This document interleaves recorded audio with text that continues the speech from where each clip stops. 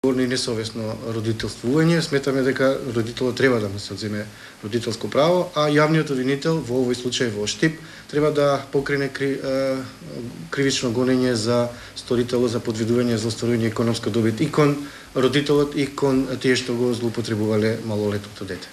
Од меѓаш и параат поголема ажурност на центрите за социјални работи и поголеми казни за злосторниците. Бараме поригорозни казни од 10 до 15 години за полов напад на дете до доживотен затвор во зависност од стореното дело. Ова 11 случај на педофилија оваа година. Според психијатрите, педофилството е појава што се повторува.